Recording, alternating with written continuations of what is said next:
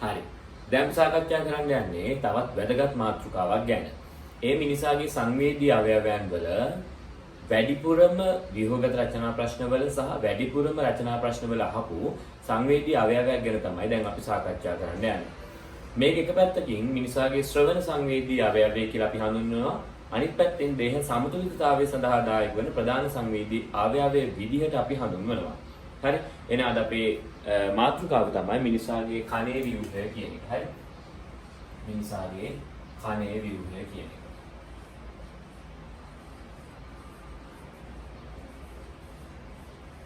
හරිද? හරි. දැන් මිනිසාගේ කන ගත්තොත් එහෙම මිනිසාගේ කන මම ඔබට කිව්වා එක පැත්තකින් ශ්‍රවණ සංවේදී ව්‍යුහයක් වෙනවා.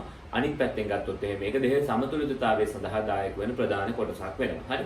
දැන් කන සාකච්ඡා කරන්න යන කලින් මුලින්ම දැනගන්න ඕනේ මේ කනේ තියෙන ප්‍රධාන කොටස් මොනවාද කියලා සහ මේ කන පිහිටන්නේ කොහෙද කියලා. හරි.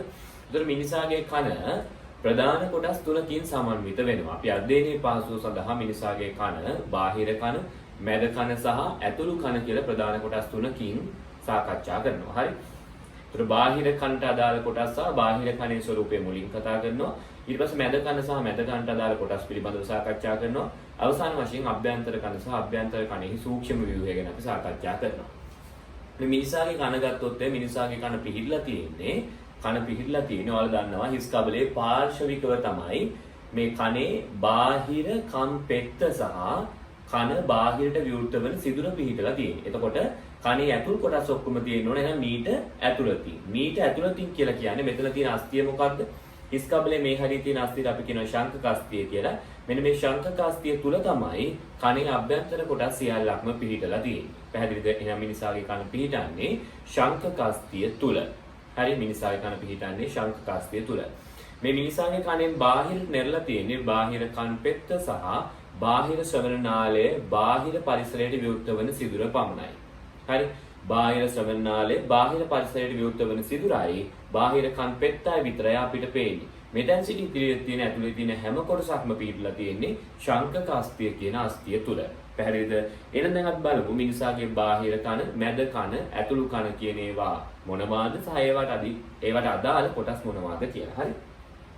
මම මෙතන රූප සටහනක් අඳිනවා. මේ රූප සටහන ඔයගොල්ලෝ විභාගයේදී අඳින්න ඕන රූප සටහනක්. හරි. මේක ඇඳලා සම්පූර්ණ කොටස් නම් කරන්න ඕන විභාගයේදී ඔයගොල්ලෝගේ රචනා ප්‍රශ්නවලදී මිනිසාගේ කනේ ව්‍යුහය විස්තර කරන්න කිව්වහම මේ රූපේ ඇඳලා මේකේ කොටස් නම් කරනකොට ඔයගොල්ලෝ ලකුණු 15ක් වගේ ප්‍රමාණයක් ලැබෙනවා. පැහැදිලිද? මුලින්ම අපි බලමු බාහිර කන කියන කොටස. හරි. මට මේකේ ගොඩාක් පිරවන නිසා මම කන උඩට කරලා ඉන්නම්. ඒතකොට අපි කනේ කොටස් ටික කනේ අභ්‍යන්තර ව්‍යුහයන්, හරස්කරක ව්‍යුහයන් වගේ දේවල් අනිත් පැත්තේ ඉඳ ප්‍රයෝජනයට අරගෙන අඳින්න පුළුවන්. හරි. ඒතර මිනිසාගේ කන ගත්තොත් මෙන්න මේ විදිහට බාහිර කන් පෙත්තක් තියෙනවා. බාහිර කන් පෙත්තක් තියෙනවා මෙන්න මේ විදිහට. මෙන්න මේ විදිහට බාහිර ශ්‍රවණ නාලයක් තියෙනවා. හරි. මොකක්ද තියෙන්නේ? බාහිර ශ්‍රවණ නාලයක්. මේ තියෙන්නේ බාහිර ශ්‍රවණ නාලය. හරි. MCQ එකේ අහුවොත් බාහිර ශ්‍රවණ නාලය සම්පූර්ණයෙන් අස්තිමයයිද කියලා පිළිතුර වැරදි. හොඳට අහගන්න. මේ බාහිර කන් පෙත්ත කාටිලේජමය. අල්ලලා බලන්න හරි. මේ බාහිර කන් පෙත්ත කාටිලේජමයයි. එතකොට මේ කාටිලේජයෙන් කොටසක් දායක වෙනවා. මේ කාටිලේජයෙන් කොටසක් දායක වෙනවා. බාහිර ශ්‍රවණ නාලයේ කොටසක් හදන්න. හරි. එතකොට මෙන්න මෙතනින් තමයි ළම ඇත්තටම ශාංකක අස්තිය කියන එක පටන් ගන්න මේ දක්වා තියෙන හැම. මේ දක්වා තියෙන හැම. මම මෙතෙන් දානවා හැම කියලා හරි. මේ දක්වා තියෙන හැම. පැහැදිලිද? එතකොට කන ගාව අල්ලලා බලන්න මේ එළියෙන් ඔබට අහු වෙනවනේ හැම. හරි. ඊට ඇතුළතින් තමයි අස්තිය පිහිටන්නේ. හරි. මේ එතකොට මේ හැමෙන් නිර්මාණය වෙලා තියෙන කොටස. හරි. හැමෙන් නිර්මාණය වෙලා තියෙන කොටස ගත්තොත් එහෙනම් මෙන්න මේ කොටස ආවරණය කරන්නේ මේ බාහිර කම්පිත නිර්මාණය කරන කාර්යවේගයෙන්. හරි. මේ හැමේ ඝනකමට අදාළ කොටස. හැමේ ඝනකමට අදාළ කොටස බාහිර ශ්‍රවණ නාලයේ තියෙන මෙන්න මේ හැමේ ඝනකමට අදාළ කොටස නිර්මාණය කරන්නේ බාහිර කම්පිත නිර්මාණය කරන කාර්යවේගයෙන්. ඒතකොට මේ තියෙන බාහිර ශ්‍රවණ නාලය ඒකින් කොටසක් හැදිලා තියෙන්නේ මෙන්න මේ කොටස හැදිලා තියෙන්නේ මොකෙන්ද? කාර්යවේගයෙන්. හරි. මෙන්න මේ කොටස හැදිලා තියෙන්නේ අස්තියෙන්. හරි. මෙන්න මේ කොටස හැදිලා තියෙන්නේ අස්තියෙන්. හරි. මෙන්න මේ බාහිර ශ්‍රවණ නාලය දිහා හොඳට බලන්න. හරි. මේක S හැඩති. MCQ වල අහන මේක S හැඩති කියලා වර්ණය නිවැරදි. හරි. S හැඩති. නැත්නම් ද්විත්ව වක්‍රයක් සහිතයි. මම ඔයාලට මේක ඇඳලා පෙන්නන්නම්. හරි මේ ද්විත්ව වක්‍රයක් සහිතයි. මෙතන වක්‍රයයි මෙතන වක්‍රයයි. ඔබට පේනවද? ද්විත්ව වක්‍රයක් සහිතයි. ඔය සාමාන්‍යයෙන් අපි විහිළුවටත් කියන්නේ හරි. විහිළුවටත් කියන්නේ කියනවා උඹේ කනේ මොනවද කියලා අහන්නේ. අපි සාමාන්‍ය ව්‍යවහාරදී කියන්නේ උඹේ කනේ වංගුද කියලා අහන්නේ. හරි. ඇත්තටම කිව්වොත් කනේ වංගු දෙකක් තියෙනවා. ඇත්තටම කිව්වොත් කනේ වංගු දෙකක් තියෙනවා. මෙතන වංගුවයි මෙතන වංගුවයි නේ. ඒතර වංගු දෙකක් තියෙනවා. බාහිර ශ්‍රවණ නාලය කියන එක ද්විත්ව වක්‍රයක් සහිතයි. බාහිර ශ්‍රවණ නාලය ද්විත්ව වක්‍රයක් සහිතයි. හරිද? ඊළඟ කාරණාව. මෙන්න මේ බාහිර ශ්‍රවණ නාලය මෙන්න මෙතන තියෙන සුවිශේෂී ව්‍යුහයකට විවෘත වෙනවා. හරි. මොකද්ද මේ සුවිශේෂී ව්‍යුහය? මෙන්න මේකට තමයි සාමාන්‍ය ව්‍යවහාරයේදී සාමාන්‍ය මිනිස්සු කම්බෙරේ කියලා කියන්නේ. කම්බෙරය. හරි. කම්බෙරේ කියලා සාමාන්‍ය මිනිස්සු කියන්නේ. ඔබට කියන්න බෑ කම්බෙරේ කියලා. හරි. ඒක ඔබ සාමාන්‍ය මිනිස්සෙක් වගේ වෙනවා. උසස් පෙළ කරා කියලා තේරුමක් නැහැ නේ. හරි. මේකට අපි කියන්නේ මොකද්ද? මේකට අපි කියන්නේ කර්ණ පටහා පටලය. මොකද අපි මේකට කියන්නේ කර්ණ පටහා පටලය. කර්ණ පටහා පටලය. හරි කර්ණ පටහා පටලය. හරි. මම මෙතනින් පොඩි ඉරි කැලකුත් පල්ලෙහාට ගහනවා. ඒකට හේතුව මම තව චුට්ටකින් පැහැදිලි කරනවා හොඳට අහගෙන ඉන්න. හරි. එතකොට මෙන්න මේ බාහිර කම්පෙත්ත බාහිර ශ්‍රවණ නාලය. බාහිර ශ්‍රවණ නාලය මෙන්න මේ කොටස හැදිලා තියෙන්නේ අස්ථි වලින්. මේ තියෙන ශාංකක අස්ථිය. හරි මෙතන ඇතුළේ තියෙන ශාංකක අස්ථිය. හරි මෙන්න මේ තිත් තියෙන කොටස හැදිලා තියෙන්නේ අස්ථිමය වලින්. අස්ථිමය විදිහට හැදිලා තියෙන්නේ. මෙන්න මේ කොටස හැදිලා තියෙන්නේ මේ හැමනේ තියෙන හැම තියෙන ප්‍රදේශය හැදිලා තියෙන්නේ කාටිලේජ් වලින්. පැහැදිලිද? එතකොට බාහිර ශ්‍රවණ නාලයෙන් කොටසක් කාටිලේජ්මයයි කොටසක් අස්ථිමයයි. හරි.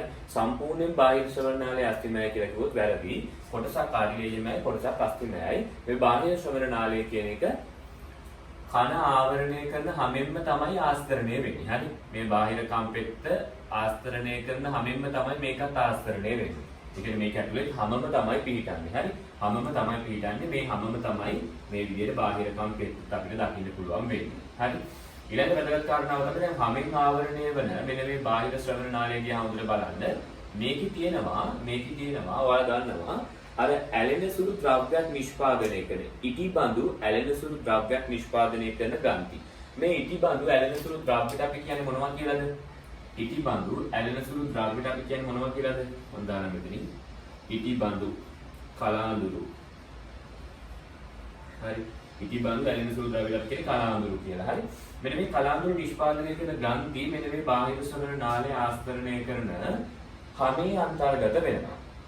පැහැදිලිද? අපේ සාමාන්‍ය හැම වගේම මේ හැම ඒකේ විශේෂත්වය තියෙන්නේ ඒකේ තියෙන කලාඳුරු නිෂ්පාදනය කරන ග්‍රන්ථි. හරි. ඒ ග්‍රන්ථි මොනවා වලින් විකරණය වීමෙන් නිර්මාණය වූ ග්‍රන්ථිද? ඒ ග්‍රන්ථි අමුතුවෙන්ම කලාඳුරු නිෂ්පාදනය කිරීම සඳහාම හැඩගැසුණු ඒවා නෙමෙයි. පැහැදිලිද? එයාලා කලාඳුරු තමයි දැන් හදන්නේ. ඒ කලාඳුරු හදන්නේ මොන ග්‍රන්ථිය විකරණය වීමෙන් නිර්මාණය වූ ග්‍රන්ථියක්ද? ඔයාලම සාමාන්‍ය හැමේ තියෙනවනේ දහඩිය නිෂ්පාදනය කරන ස්වේද ග්‍රන්ථි. මේක හොඳට තේරුම් ගන්න. හැමේ තියෙන දහඩිය නිෂ්පාදනය කරන ස්වේද ග්‍රන්ථි. හරි.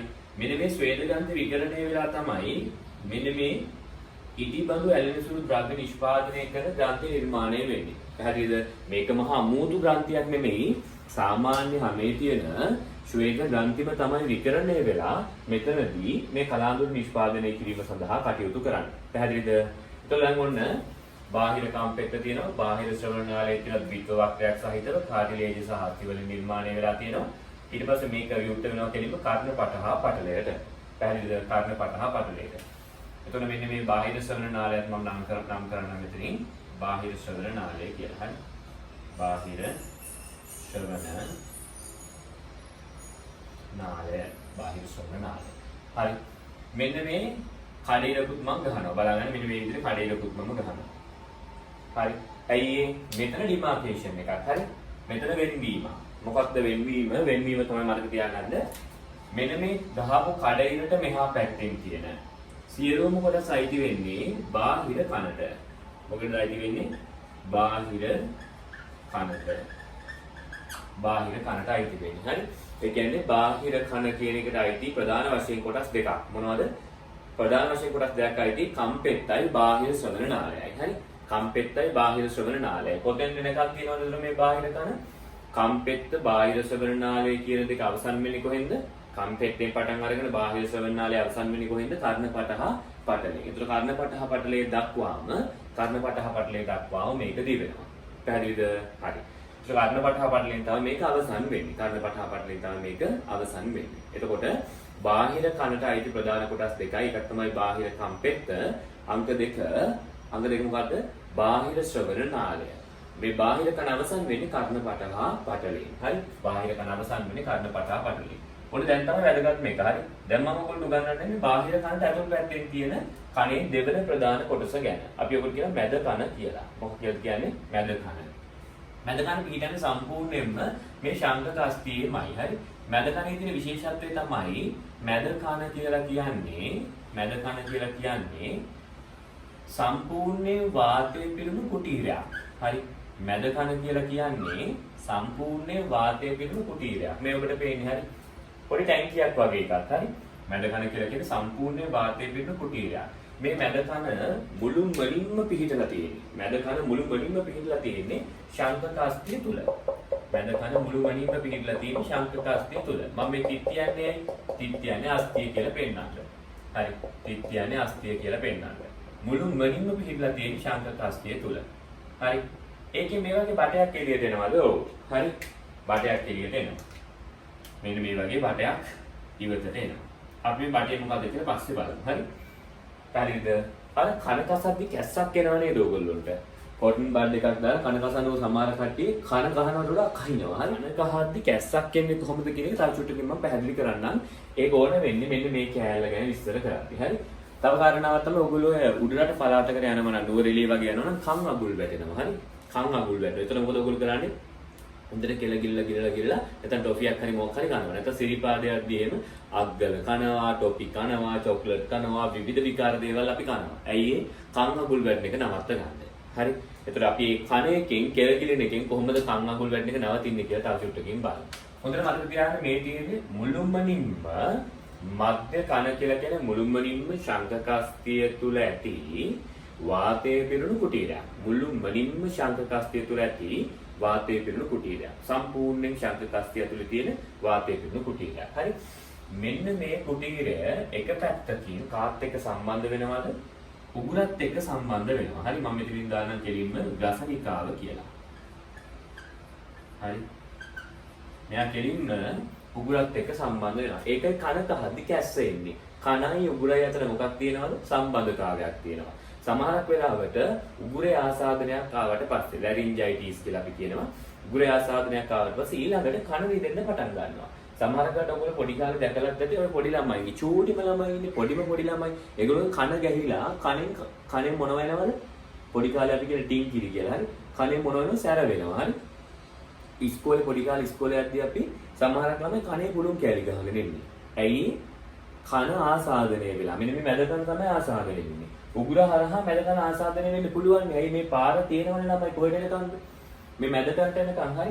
මෙතන සම්පූර්ණ වාතයේ පිරුණු කුටියක්. මේක තමයි වැදගත්ම කාරණාව. මුළු මනින්ම වාතයේ පිරුණු අස්ථි වලින් නිර්මාණය වුණු පොඩි ටැංකියක්. මේ ටැංකිය එක පැත්තකින් රසනිකාවට සම්බන්ධ වෙනවා. එක පැත්තකින් කාට සම්බන්ධ වෙනවද?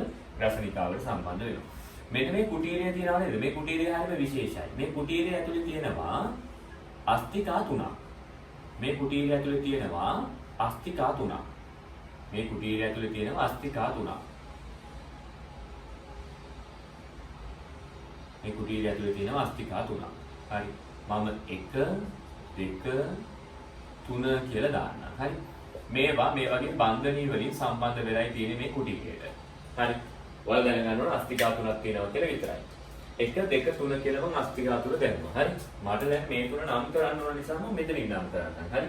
1 අස්තිකාව, 2 අස්තිකාව, 3 අස්තිකාව. බාහිර කනට නෙමෙයි අයිති වෙන්නේ. මැද කනට අයිති වෙන්නේ. නමුත් මෙතන ඉන්න නිසා මම මෙතන දානවා. ඔබ මෙතනම ඊතාල ගහලා නම් කරගන්න. හරි. පැහැදිලිද? මේ අංක 1 තියෙන අස්තිකාවට අපි කියනවා මුද්ගරිකාව කියලා. මොකක් කියලා කියන්නේ? මුද්ගරිකාව. මොකක් කියලා කියන්නේ? මුද්ගරිකාව. අංක 2 තියෙන අස්තිකාවට අපි කියනවා නිගාතිය කියලා. මොකක් කියලා කියන්නේ? නිගාතිය කියලා කියන්නේ. හරි. අවසානයේදී අපි කියනවා දරණකය කියලා. හරි. අවසානයේදී අපි කියන මොකක් කියලාද? දරණකය කියලා. එතකොට අස්තිකා 3ක් තියෙනවා. මොකද අස්තිකා 3? මුද්ගරිකාව, නිගාතිය, දරණකය. හරි. මැද කනේ තියෙන අස්තිකා 3ක්. එක කනක තියෙන අස්තිකා 3ක් ඈ. අනිත් කනේ තියෙන වෙනම අස්තිකා 3ක්. පැහැදිලිද? එතකොට එක කනක තියෙන කර්ණාස්තිකා අපි ඔය කියන කර්ණාස්තිකා කියලා එක කණක තියෙන කර්ණාස්තිකා තුන පිළිවෙලින් කියන්නේ මුද්ගරිකාව, නිගාතිය, දරණකය. අයිද හැමෝම මුද්ගරිකාව, නිගාතිය, දරණකය. හරි. මේක එකිනෙකට සම්බන්ධිතවයි තියෙන්නේ. මේක හෙල්ලෙද්දි මේක හෙල්ලෙනවා. මේක හෙල්ලෙද්දි මේක හෙල්ලෙනවා. පැහැදිලිද? ඇයි මේ අස්තිකා තුන තියෙන්නේ? ඔයාලා අහලා තියෙනව නේද? අර මයික් වලින් එහෙම කතා කරද්දී ඇම්ප් එක කියලා එකක් තියෙනවා. හරි. ඒකෙන් මොකද කරන්නේ? ධ්වනි වර්ධනය කරලා දෙනවා. ඇම්ප්ලිෆිකේෂන් නැත්නම් ඇම්ප්ලිෆයි කරනවා කියලා අපි කියනවා. හරි. ඇම්ප්ලිෆයි කරනවා, වර්ධනය කරනවා. හරි. ධ්වනි වර්ධනය කරනවා. එතකොට මෙන්න මේ මැද කණේ තියෙන අස්තිකා තුලින් කරන්නේ මොකද්ද? අර මම ඉස්සෙල්ලා කිව්ව ඇම්ප් එකකින් කරන වැඩේමයි. ඇම්ප් එකකින් කරන්නේ ධ්වනි වර්ධනය කරන එක. මෙයාලා කරන්නේ ධ්වනි වර්ධනය කරන එක. ධ්වනි වර්ධනය කරන එක. හරි. මේ අස්තිකා තුන ලීවර් පද්ධතියක් ලෙස ක්‍රියාත්මක වෙනවා. මේ අස්තිකා තුන ලීවර් පද්ධතියක් ලෙස ක්‍රියාත්මක වෙමින් මෙතෙන් එනකන් එන ධ්වනි තරංග වර්ධනය කරලා මැද කනින් ඇතුල් කනට මාරු කරලා දෙනවා. එහෙනම් මෙතනින් මොකක් අවසන් වෙනවද? මෙතනින් අවසන් වෙනවද අරෝ මැද කන කියන එක. හරි. මෙතනින් අවසන් වෙනවා මැද කන කියන එක. ඒතකොට මේ ඉරයි අතර මේ සියලුම කොටස් අයිති වෙන්නේ මොකේද? මැද කනට. හරි. මේ සියලුම කොටස් අයිති වෙන්නේ මොකේද? මැද කනට. middle ear කියලා අපි කියන්නේ මැද කන. හරි. මැද කන. හරිද? නිකන් නෑ නේද කියන්නේ. කොහොම හරි හරි. මේක. හරි ඉතල හරිද? බාහිර මෙතන කන නිකන් නෑ. මැද කන. හරිද? එතකොට ඔන්න බාහිර කන මේක. මෙතනින් එහාට බාහිර කන. බාහිර කනට අයිති වෙන්නේ බාහිර කම්පෙත්ත සහ බාහිර ශ්‍රවණ නාලය. හරි. 1 සහ 2. මේ බාහිර කම්පෙත්ත බාහිර කම්පෙත්තයි බාහිර ශ්‍රවණ නාලයයි. බාහිර කන අවසන් වෙනවා මොකෙන්ද? කර්ණපටහ පටලයෙන්. දැන් ඔයාලට ප්‍රශ්නයක් ඇතිනේ. කර්ණපටහ පටලය ඇති වෙන්නේ බාහිර කනටද මැද කනටද? කර්ණපටහ පටලයේ බාහිර කන සහ මැද කන වෙන් කරන මැද බිත්තිය විදිහට ක්‍රියාත්මක වෙනවා. හරි. සමහර ගුරුවරු කෙලින්ම කර්ණපටහ පටලයේ බාහිර කනට අයිති කොටසක් විදිහට ගන්නවා. ඔබ ඉස්කෝලේ ගුරුවරු කිව්වොත් මේ කර්ණපටහ පටලයේ බාහිර කනට අයිති කොටසක් විදිහට ගන්න කියලා ඔබ බාහිර කනට අයිති කොටස් තුනක් කියලා ගන්න. හරි. නමුත් අපිට මේ විෂය නිර්දේශය, නාවිෂය නිර්දේශයේ පැහැදිලිව කියලා නැති නිසා අපිට කියලා තියෙන්නේ බාහිර කන කර්ණපටහ පටලයේ දක්වාදී වෙනවා. බාහිර කනට අයිති ප්‍රධාන කොටස් දෙකයි. බාහිර කන සමන්විත වන්නේ ප්‍රධාන කොටස් දෙකකින්. ඒ තමයි බාහිර කන් පෙත්ත සහ බාහිර ශ්‍රවණ නාලය කියලා. හරි. ඒක නිසා ඒ කොටස් දෙක තමයි මෙතනදී අපි උගන්වන්නේ. ඕගොල්ලෝගේ ඉස්කෝල වලින් කිව්වොත් බැරි වෙලා හරි බාහිර කනට කර්ණපටහ පටලයට IT කියලා ගන්න කියලා. එතකොට ඕගොල්ලෝ කොටස් තුනක් විදිහට නම් කරන්න. ඕගොල්ලන්ට මම ලියද්ද නෝට් එක ලියද්දී ඕගොල්ලන්ට මම දෙන්නේ බාහිර කන කර්ණපටහ පටලයේ දක්වා ඇත කියලා. හරි. බාහිර කනට අයත් වන්නේ බාහිර කම්පෙත්ත සහ බාහිර ශ්‍රවණ නාලයයි කියලා දෙන්නේ. පැහැදිලිද? ඒ විදිහට තමයි අපිට උගන්වන්න දීලා තියෙන්නේ. හරි. ඒතර මේ තියෙන්නේ මැද කනට අයිති කොටස් මොනවද කියලා ඔබෙන් අහනවා. හරි. මැද කනට අයිති වෙන්නේ මෙන්න මේ කර්ණාස්තිකා. මේවට පොදුවේ කියන්නේ කර්ණාස්තිකා. හරි. මේවට පොදුවේ කියන්නේ මොනවද කියලාද? කර්ණාස්තිකා.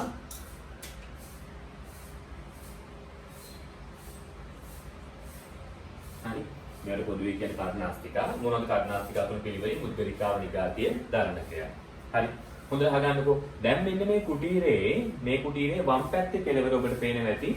මේ කුටීරේ වම් පැත්තේ කෙළවර කර්ණපටහ පටලයේ තමයි සීමා වෙන්නේ. මේ කුටීරේ දකුණු පැත්තේ කෙළවර බලන්නකෝ. මේ කුටීරේ දකුණු පැත්තේ කෙළවර. මේ කුටීරේ දකුණු පැත්තේ කෙළවර මම අඳිද්දි විශේෂ ව්‍යුහයන් දෙකක් ඇඳා. හරි. මේ කුටීරේ දකුණු පැත්තේ කෙළවර මම අඳිද්දි විශේෂ ව්‍යුහයන් දෙකක් ඇඳා. හරි. ඒ මොනවද ඒ උඩින් තියෙන එකට අපි කියනවා මෙන්න මේ දරණකය කියන කර්ණාස්තිකාව. හරි. මෙන්න මේ දරණකය කියන පුංචි අස්තිය ඇවිල්ලා ස්පර්ශ වෙනවා. මෙන්න මෙතන තියෙනවා රබානක් වගේ පොඩි ව්‍යුහයක්. හරි. තුනී පටලයක්. හරි. රබන් පටලයේ වගේ තුනී පටලයක්. තේරුණාද? මෙන්න මේ පටලයත් එක්ක තමයි මෙන්න මේ අස්තිය ඇවිල්ලා ස්පර්ශ වෙන්නේ. හරි. මෙන්න මේ තුනී පටලයේ ස්වභාවය ඕවල් ආකාරයි. මෙන්න මේ ඕවල් ෂේප් එකක් තියෙනවා. බිත්තරයක් වගේ නිසා මෙන්න මේකට අපි කියනවා මොකක් කියලාද?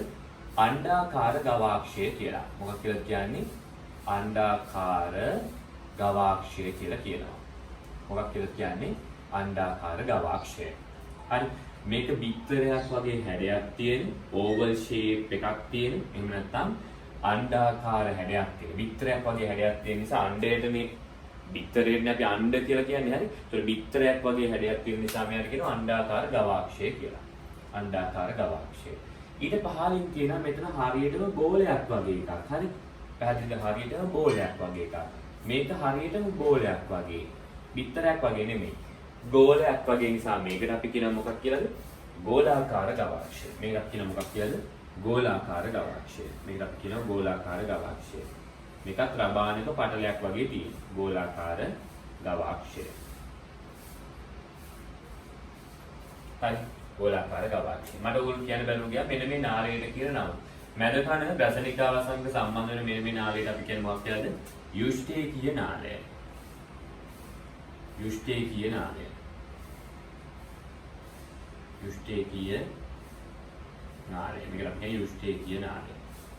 පැහැදිලිද? යුෂ්ඨේකීය නාලය. හරිනේ. ඊට පස්සේ මෙන්න මෙතන බලන්න. මේ මැද කන දකුණු පැත්තෙන් සීමා වෙනවා. බලාගෙන හොඳට දකුණු පැත්තෙන් සීමා වෙනවා බිත්තියක් එක්ක. මේ බිත්තියේ තියෙනවා සිදුරු දෙකක්. හරි. උඩ තියෙනවා බිත්තරයක් වගේ සිදුරක්. ඒ සිදුර වහලා තියෙනවා තුනී පටලයකින්. ඊට හරියටම පහළින් තියෙනවා බෝලයක් වගේ සිදුරක්. බෝලයක් වගේ සිදුරක්. බෝලයක් වගේ තියෙන සිදුරක් ආවරණය කරලා තියෙනවා තුනී පටලයකින්. මෙන්න මේ බිත්තරයක් වගේ සිදුරට අපි කියනවා අණ්ඩාකාර ගවාක්ෂය කියලා. මෙන්න මේ හරි රවුමට තියෙන සිදුරට අපි කියනවා ගෝලාකාර ගවාක්ෂය කියලා. මේක අණ්ඩාකාර ගවාක්ෂය, මේක අපි කියනවා ගෝලාකාර ගවාක්ෂය කියලා. පැහැදිලිද? හොඳට අහගන්න. මෙන්න මෙතනින් එහාට පටන් ගන්නෙ අභ්‍යන්තර කන. ඒක පිළිබඳව තියෙන්නේ ශංඛකාස්තිය තුලමයි. හරි? ශංඛකාස්තිය කියලා කියන එක මෙහෙම ටිකක් ඇතුළට එනකම් තියෙනවා. හරි? එතකොට දැන් මෙතනින් අපිට මෙහෙම පෙවුනට ශංඛකාස්තිය මෙහෙම ෆ්ලැට් වගේ ශංඛකාස්තිය ඔළුව ඇතුළට ටිකක් ලොකුවට තියෙනවා. පැහැදිලිද? අපි කියන්නේ petrous part of the temporal bone කියලා. හරි? ඒ කියන්නේ ශංඛකාස්තියේ අභ්‍යන්තර කොටසක් තියෙනවා. ඒ කොටස ටිකක් ලොකුයි. හරි? ඒක නිසා මේ සියලුම කොටස් පිටින්නේ ශංඛකාස්තිය තුලමයි. ඒතකොට මැද කන සම්පූර්ණයෙන් පිටින්නේ ශංඛකාස්තිය තුල, අභ්‍යන්තර කන සම්පූර්ණයෙන්ම මුළුමනින්ම පිටින්නේ ශංඛකාස්තිය තුලමයි. පැහැදිලිද? ඔන්න බලන්න මම අභ්‍යන්තර කන අඳින්න යන්නේ. අභ්‍යන්තර කන ප්‍රධාන කොටස් තුනකින් සමන්විත වෙනවා. අභ්‍යන්තර කන කියන එක ප්‍රධාන කොටස් තුනකින් සමන්විත වෙනවා. ඔන්න මම අඳිනවා පළවෙනි කොටස. හරි? පළවෙනි කොටස. පළවෙනි කොටස. ටිකක් දිගට අරන් අඳින්න නැත්නම් ඉඩම අදි වෙන නිසා. හරි? නන්දලා පළවෙනි කොටස.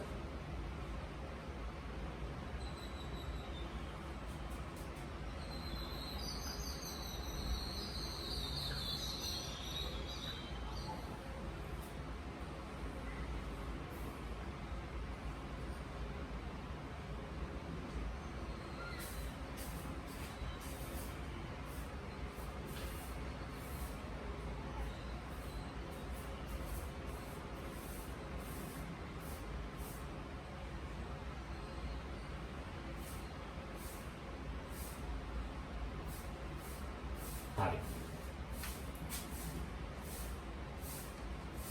හරි. හොඳට බලාගෙන ඉන්න.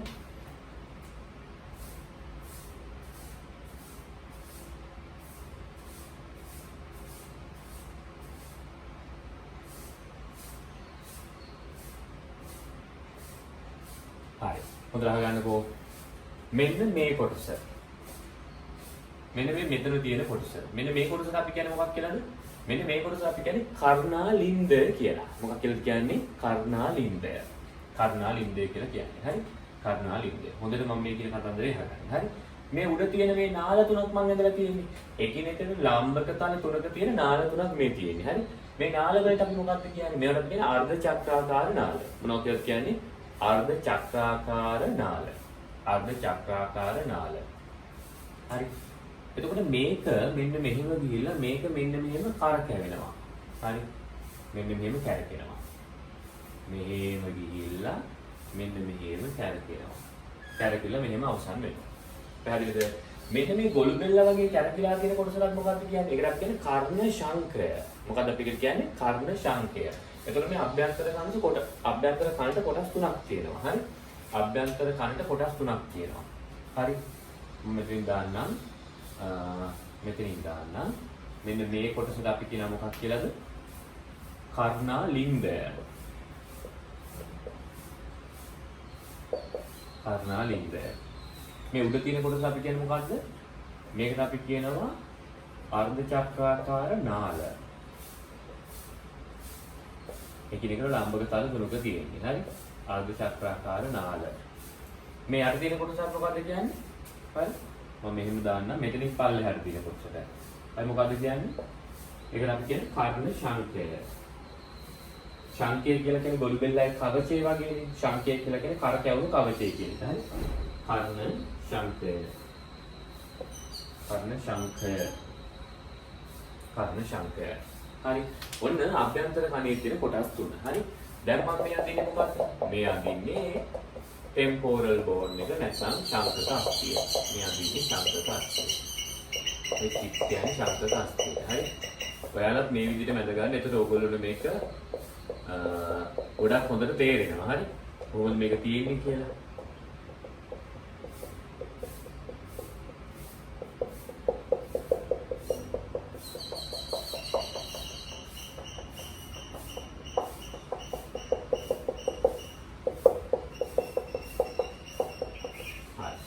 මෙතන ඉඳලා මෙතෙන් සිට ඉදිරියට මේ කොටස් සියල්ලක්ම අයිති වෙන්නේ අභ්‍යන්තර කනට. එහෙනම් මේ තියෙන මොකද්ද? අභ්‍යන්තර කන. අභ්‍යන්තර කන. දැන් ඔබට පේන වෙටි මේක තමයි කනේ ව්‍යුහය කියලා අපි කියන්නේ. මේක තමයි කැලිටි එකක් එකතු කරන්න ඕන. මුලින් ඔයගොල්ලෝ තේරුම් ගන්න. හරි? දැන් ඔයාලට පැහැදිලිව තේරෙන්න ඕනේ බාහිර කන තියෙනවා ප්‍රධාන කොටස් දෙකයි. බාහිර කම්පෙට්ට, බාහිර ශ්‍රවණ නාලය. බාහිර ශ්‍රවණ නාලය ගත්තොත් එහෙනම් මේක S හැඩති. මේ බාහිර ශ්‍රවණ නාලය S හැඩති ද්විත්ව වක්‍රයක් සහිතයි. මේක හැමෙන් තමයි ආවරණය වෙන්නේ. බාහිර කම්පෙට්ට ආවරණය කරන හැමෙන්මයි බාහිර ශ්‍රවණ නාලය ආවරණය වෙන්නේ. මේ බාහිර ශ්‍රවණ නාලය පිහිටනවා විශේෂණය වූ විකරණය වූ ස්වේද ග්‍රන්ථි වර්ගයක්. මේ ස්වේද ග්‍රන්ථි වලින් නිෂ්පාදනය කරන ඉටිවලින් ද්‍රව්‍යයක් අපි ඒකට කලාඳුරු කියලා කියනවා. පැහැදිලිද? ඊට පස්සේ බාහිර ශ්‍රවණ නාලය අවසන් වෙනවා කර්ණපටහ පටලෙන්. කර්ණපටහ පටලෙන් අනුතුරු තියෙන මැද කන. මැද කන කියලා කියන්නේ සම්පූර්ණයෙන්ම ශංකකස්තිය තුල තියෙන වාතයේ පිරුණු කුටීරයක්. ඇයි මම මේ තරම් මේ වාතයේ පිරුණු කුටීරයක් කියන එක ඔප්පු කරන්න උත්සාහ කරන්නේ? මොකද මේක ද්‍රවයක් පිරුණු කුටීරයක්. මේ තියෙන්නේ මේ දකින්නේ ඔබ ද්‍රව පිරුණු කුටීරය. හරි? මෙතනත් වාතයේ පිරලා තියෙන්නේ. මේක ඇතුලේත් වාතයේ තියෙන්නේ. මෙතනින් එහාට වාතය නෙමෙයි තියෙන්නේ ද්‍රවයන් තියෙන්නේ. හරි? අපි බලමු මොනවද මේ ද්‍රවයන් කියලා. අන්තෝ වසාකරලය සහ පරිවසාකරලය, එන්ඩෝලිම්ෆ් and පෙරිලිම්ෆ්ස්. පෙරිලිම්ෆ් and එන්ඩෝලිම්ෆ් කියලා කරල් දෙකක් තමයි මෙතනින් එහාට අන්තර්ගත වෙන්නේ. අන්තෝ වසාකරලයට අපි කියන එන්ඩෝලිම්ෆ් කියලා, පරිවසාකරලයට අපි කියන පෙරිලිම්ෆ් කියලා. තේරුණාද? එතකොට මෙතනින් එහාට තියෙන්නේ ද්‍රව තියෙන කුටීර. මේකේ වාතයේ තියෙන කුටීරයක් මේ තියෙන්නේ. පැහැදිලිද? ඒකයි මම මේ තරම් කියන්නේ. මේක වාතයේ පිරුණු ශංකකාස්තිය තුල තියෙන කුටීරයක්. මේක රසනිකාව සමග සම්බන්ධ වෙනවා යුෂ්ඨේකීය නාලය හරහා. හරි? මේක ඇතුලේ කර්ණාස්තිකා තුනක් තියෙනවා. මොනවද? මුද්ගලිකාව, නිගාතිය, දහනකය.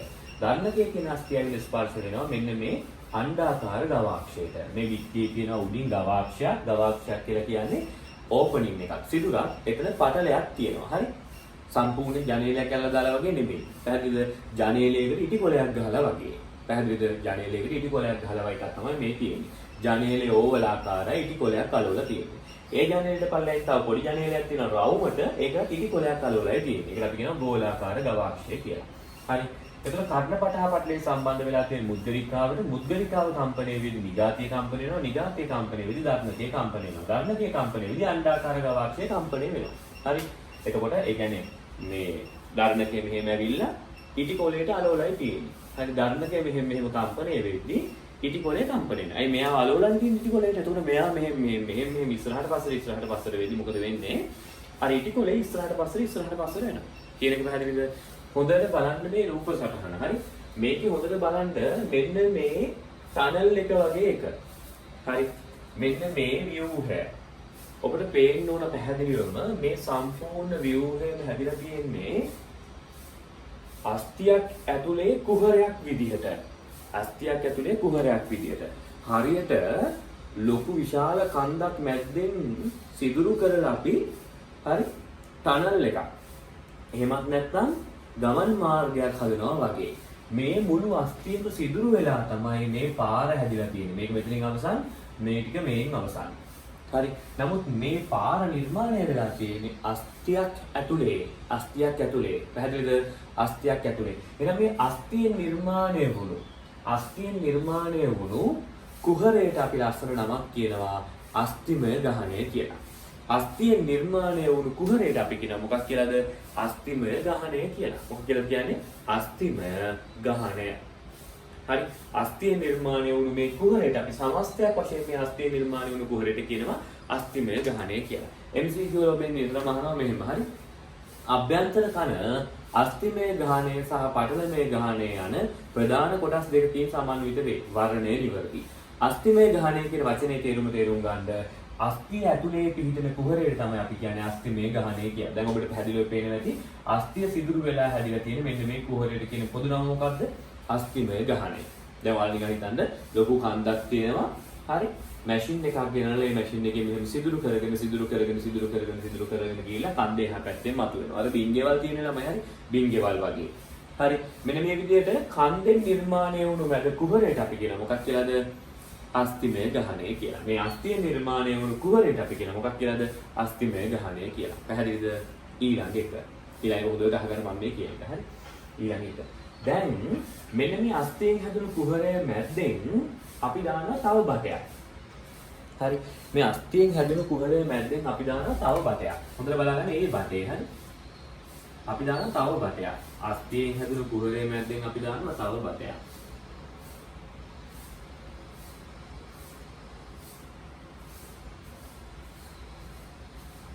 අපි දානවා තව බටයක්.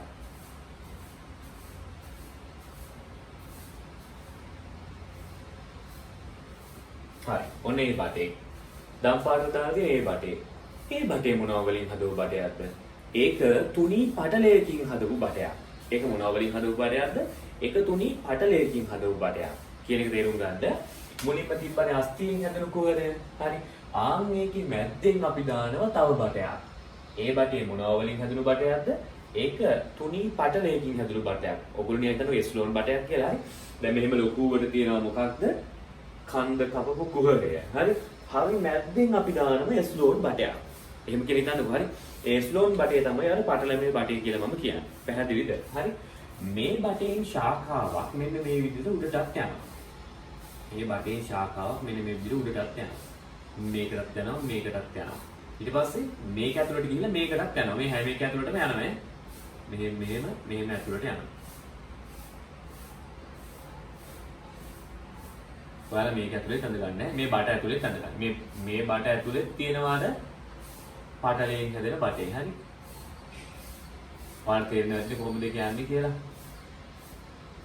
මුලින් තියෙන අස්තිමය බටේ ඇතුලෙන් යනවා අපි දාන තුනී පටලමය බටේ. හරි. හොඳට මම මේ කියන එක තේරුම් ගන්න. ඔයාලා දැන් මුලින් තේරුණා අස්තිමය ගහණය කියන්නේ මොකක්ද? අස්තියෙන් හැදුණු කුහරය තමයි අස්තිමය ගහණය. ඒක මැද්දෙන් මම කියවුවා එස්ලෝන් බටයක් වගේ එකක්. අන්න ඒ බටේ තමයි අපි කියන්නේ මොකක් කියලාද? පටලමය ගහණය කියලා. ඒක තමයි අපි කියන්නේ මොකක් කියලාද? පටලමය ගහණය කියලා. හොඳට තේරුම් ගන්න. එතකොට අභ්‍යන්තර කණේ තියෙන්නේ මොනවද කියන්නකෝ සරලව කිව්වොත්? අස්තියෙන් හැදුණු තඩි කුහරයක් තියෙනවා. ඒ කුහරයේ මැද්දෙන් පටලයෙන් හැදුණු තව බටයක් දාලා තියෙනවා. එච්චරයි. එහෙනම් අභ්‍යන්තර කණේ තියෙන්නේ මොනවද? අස්තිමය ගහණයක් සහ පටලමය ගහණයක්. මොකද වෙන්නේ? අස්තිමය ගහණයක් සහ පටලමය ගහණයක්. අස්තිමය ගහණය කියලා කියන අස්තියෙන් හැදුණු කුහරය, පටලමය ගහණය කියන්නේ ඒක මැද්දෙන් යන පටලමය බටේ. තේරුණාද? පටලමය බටේ. ඔන්න දැන් ඔයගොල්ලන්ට මම තව නිකන් පොඩි ක්‍රියාකාරකමක් කියන්න යන්නේ. හරි? බලන්න නිකන් හිතන්න මෙහෙම. මෙන්න මේ පැත්තේ කණෙන් ඇතුළු වුණු කූඹියේ. මේක බොරුවක් හරිද? බොරුවක් වුණාට මේක දැන් හිතන්න ඒතකොට ඔයගොල්ලන්ට අවබෝධ කරගන්න පුළුවන්. හරි? කණෙන් ඇතුළු වුණු කූඹියේ මේ ඇවිල්ලා කර්ණ පටහ පටලේ සිදුරු කරනවා. හරි? සිදුරු කරලා මුද්ගලිකාව දිගේ නැගගෙන ඇවිල්ලා, නිගාතිය දිගේ නැගගෙන ඇවිල්ලා, ධර්ණකේ දිගේ නැගගෙන ඇවිල්ලා අණ්ඩාකාර ගවාක්ෂයේ තියෙන ඉටිකොලේ වගේ එකක් සිදුරු කරනවා. සිදුරු කරලා ඇතුල් වෙනවා. ඌ කොහෙටද ඇතුල් වෙන්නේ? ඌ ඇතුල් වෙන්නේ මෙන්න මේ බට තුනෙන් උඩ තියෙන බටේට. මෙන්න මේ බට තුනෙන් කොහෙටද? උඩ තියෙන බටේට. ඔන්න දැන් අපි අලුතෙන් කොටස් කීපයක් ඉගෙන ගන්නයි යන්නේ. හොඳට අහගන්නකෝ දරුවෝ. උඩ තියෙන බටේට, මැද තියෙන බටේ, යට තියෙන බටේ. බට තුනක් තියෙනවා කියලා ඔයගොල්ලන්ට පේනවද? දැන් මේ දික් කඩේ ඔයගොල්ලන්ට පේනවද මෙතන බට තුනක් තියෙනවා. හරි බට තුනක් තියෙනවා. බැලුව බැලමට බට තුනක් විදිහට ඔයගොල්ලන්ට පේනවනේ. ඇත්තටම කියන්නකෝ බට කීයද තියෙන්නේ? ඇත්තටම බට කීයද තියෙන්නේ? ලොකු බටයක් තිබ්බා, මැද බටයක් තිබ්බා. දෙකයි. හරි. ඇත්තටම කියන්නේ බට කීයක් තියෙන්නේ? දෙකයි. අස්තිමය ගහණයෙන් හැදුණු ලොකු බටේ පටලමය ගහණයෙන් හැදුණු මැද බටේ. එච්චරයි. තේරුණාද? මම ඔයාලට මෙතන හරස් කරගෙන හදලා පෙන්නන්න. මුලින් තිබ්බා මේ පාටිනේ. හරි. මුලින් තිබ්බ නිල් පාටිනේ. මුලින් තිබ්බා අස්තිමය ගහණයෙන් හැදුණු ලොකු බටේ. හරි. මම මේ හරස් කරලා අනින්නේ. මේ තියෙන අස්තිමය ගහණයෙන් හැදුණු ලොකු බටේ. මේක තමයි අර සිදුරු කරලා හැදුවේ. හරි. ඒක මැද්දෙන් යනවා මොකද්ද? මෙහි වෙන චූටි බටයක්. හරි. ඒ තමයි ස්ලෝන් බටයක් යවනවා කියලා මම කිව්වේ. හරි. ඒක තමයි පටලමය ගහණය කියලා අපි කියන්නේ. පැහැදිලිද මේ තියෙන්නේ පටලමය ගහණය. තේරුණාද? ඔන්න දැන් වැඩක් වෙනවා. හරි. අහගන්න හොඳට. දැන් හොඳට අහගන්න. දැන් මෙන්න මේ පටලමය ගහණයෙන් හැදෙන බටේ තියෙනව නේද? ඒ බටේ ටිකක් වෙනස්. හරි. ඒ බටේ ටිකක් වෙනස්. ඒ බටේ ටිකක් වෙනස්. ඒක හැදෙන්න මෙන්න මේ වගේ. හරි. කරස් කරේ මෙන්න මේ වගේ. හරි. මේ පටලමය ගහණයෙන් හැදෙන බටේ තියෙනව නේද? ඒ බටේ මේ පැත්තට ටිකක් දික් වෙනවා. දික් වෙලා මේ බිත්තිය අල්ල ගන්නවා. හරි. මේ පැත්තෙන් ටිකක් දික් වෙනවා. දික් වෙලා මේ බිත්තිය අල්ල ගන්නවා. මෙන්න මෙහෙම. පැහැදිලිද? ඔයාලට තවත් තේරෙන විදිහට මම කිව්වොත් මම මේක අනිත් පැත්ත හරවලා අඳින්නම්කෝ. හරි. හරි. මේ තියෙන අස්තිමේ ගහණින් හැදුණු බටේ. ඒක පැහැදිලිද? හරි. ඒක තේරුණා නම් එච්චරයි. ඊළඟට. මේ තියෙන අර පටලමේ ගහණින් හැදුණු බටේ. මේ තියෙන අර පටලමේ ගහණින් හැදුණු බටේ. එයා මොකද දන්නවද කරන්නේ? එයා එක පැත්තකින් අර මැද තිබුණු බටේ දුට්ටක් පැත්තට ගිහිල්ලා එක පැත්තකින් මේ පැත්තේ බිත්තියට ඇලෙනවා. අනිත් පැත්තේ මේ වගේ නැට්ටක් වගේ එකක් දික් වෙලා මේ පැත්තේ බිත්තියට ඇලෙනවා. නැත්තම් එයා බිමට වැටෙනවා ළමයි. හරි. දැන් ඔයාලා නිකන් හිතන්නකෝ අස්තිමේ ගහණයෙන් හැදුණු බටේ මැද්දේ මම පටලමේ ගහණයෙන් හැදුණු බටේ දැම්මොත් එහෙම නිකන් මේක බිමට වැටෙනවනේ ගුරුත්වය ඇත්තේ. ඒක මැද හරි මැද රැඳිලා තියෙන නම් මොකද කරන්න ඕන? මේ අස්තිමේ ගහණයෙන් හැදිලා තියෙන බටේට මේක දෙපැත්තෙන් හෝ තුන් පැත්තෙන් හෝ මොන පැත්තෙන් හෝ සම්බන්ධ වෙන්න බෑ. නැත්තම් මෙයාට රැඳිලා ඉන්න බෑනේ මැද. බිමට වැටෙනවානේ. ඒක නවත්ත ගන්න තමයි මොනවා වෙලා තියෙන්නේ? මේ පැත්තෙන් සහ මේ පැත්තෙන් බැඳෙන්නේ. කියන එක පැහැදිලිද? මේ පැත්තෙන් සහ මේ පැත්තෙන් සහ මේ පැත්තෙන් බැඳෙන්නේ. හරි. දැන් මේ දම් පාට මම දාලා තියෙන්නේ මොකක්ද? දම් පාට දාලා තියෙන පටලමේ ගහණය. හරි. එතකොට මේ දම් පාට එකට එළියෙන් තියෙන්නේ මොනවද? මේ තියෙන්නේ අස්තිමේ ගහණය. එතකොට මේ තියෙන්නේ අස්තිමේ ගහණය, මේ තියෙන්නේ අස්තිමේ ගහණය. කියන එක පැහැදිලිද? මැද මේ දම් පාට කරලා තියෙන්නේ පටලමේ ගහණය. ඒ මොකද්ද? පටලමේ ගහණය. තේරුණාද? හරි තේරුණාද? තව වැදගත් කාරණාවක් තියෙනවා. MCQ වල කියනවා මෙන්න මේ කර්ණ ශංකය ගත්තොත් එහෙම කර්ණ ශංකේ පාදස්තේ ප්‍රසාරණය වෙලාලු තියෙන්නේ. මොකද දරුවෝ පාදස්තේ ප්‍රසාරණය වෙලා තියෙනවා කියලා කියන්නේ? ඒ කියන්නේ මෙහෙමයි. හරි මේ කර්ණ ශංකය ගත්තොත් මේ කුටීරයක් නේ. මං කියුවේ මේක මොකක් වගේද? මේක ටනල් එකක් වගේ. මේක කන්දක් මැදින් හාරපු කුහරයක් වගේ. හරි. දැන් මේක මැද්දෙන් මේ පටලමේ ගහණේ තියෙන බටේ දාලා තියෙන නිසා මේ බටේ මේ පැත්තේ ඒ කියන්නේ මේ බටේ මේ පැත්තේ පිටිය සම්බන්ධ වෙලා තියෙනවා. මේක දික් වෙලා මෙතෙන්ට සම්බන්ධ වෙලා තියෙනවානේ. හරි. අර අස්තියෙන් හැදුණු ලොකු බටේ මැද්දෙන් මම පටලමේ ගහණේ නිර්මාණය වුණු බටේ දාලා තියෙන්නේ. ඒ බටේ දැමීමෙන් මොකද වුනේ? ඒ බටේ දැමීමෙන් උනේ අර අස්තිමේ ගහණයෙන් හැදුණු සම්පූර්ණ බටේ කොටස් දෙකකට වෙන් වෙනවා. මේ උඩ කැලයි යට කැලයි කියලා වෙන් වෙනවා නේද? දැන් මෙයා මැද්දට ආවට පස්සේ මොකද වෙන්නේ ළමයි? මේ සම්පූර්ණ බටේ කොටස් දෙකකට වෙන් වෙනවා නේ. තේරෙනවද මං කියන එක? මෙයා මැද්දට ආවට පස්සේ මේ පටලයෙන් හැදුණු කොටස මැද්දට ආවට පස්සේ සම්පූර්ණයෙන් තිබුණු බටේ දැන් කොටස් දෙකකට වෙන් වෙනවානේ උඩ කැලයි යට කැලයි කියලා. හරි. යට කැලේ හැමතිස්සෙම ලොකුයි කියලායි මේ කියන්නේ. පාදස්තේ ප්‍රසාරණයේදී යත. පාදස්තේ කියන්නේ යට කැලල. යට කැලේ පරිමාව හැමතිස්සෙම උඩ කැලේ පරිමාවට වඩා වැඩි. කියන එක පැහැදිලිද? එතකොට හොඳට මතක තියාගන්න කර්ණ ශංකයේ පාදස්තේ ප්‍රසාරණයේදී යත. කර්ණ ශංකය කියලා කියන්නේ මෙන්න මේක. මේ නාලය ගත්තොත් මේ නාලයේ යට කුටීරේ පරිමාව වැඩි. යට කුටීරේ ලොකුයි. සරලව කිව්වොත් මතක තියාගන්න යට කුටීරේ ලොකුයි. උඩ කුටීරේ කුඩායි. හරි? මම කියන එක පැහැදිලිද ඔයගොල්ලන්ට? හරි. දැන් මෙතන මේ සම්පූර්ණ කුටීරය ගත්තොත් සම්පූර්ණ කුහරය මෙයා මැද්දට එන එකෙන් කොටස් දෙකකට බෙදෙනවා. උඩ කොටසයි යට කොටසයි. උඩ කොටසට සාපේක්ෂව යට කොටස ගොඩක් ලොකුයි. ඒක නිසා අපි කියනවා පාදස්තේ ප්‍රසාරණයේදී යත කියලා. තේරුණාද? හරි මේ MCQ වල අහන්නේ. හරි. ව්‍යුහගතවල රචනාවලත් අහන රචනාවලත් කණේ ව්‍යුහ විස්තර කරද්දී ඔබ කියන්න ඕන කර්ණ ශංකේ හරස් කරක් ගත්තොත් මේකේ පාදස්තේ ප්‍රසාරණය වෙලා තියෙනවා කියලා ඉතින් කියවෙන්නේ උඩ කුටීරයට වඩා මේ යට කුටීරේ පරිමාව වැඩි. මොකද මේ සම්පූර්ණ තනි කුටීරය මෙයා මැද්දට ඇවිල්ලා කොටස් දෙකකට වෙන් කරලායි තියෙන්නේ. පැහැදිලිද? කොටස් දෙකකට වෙන් කරලායි තියෙන්නේ. කියන එක පැහැදිලිද? හරි. දැන් අපි හිතමුකෝ මේකින් අර ආපු කුඹියා අණ්ඩාකාර ගවාක්ෂය සුදුරු කරගෙන මෙතෙන්ට ආවා කියලා. දැන් කුඹියා කොහෙද ඉන්නේ?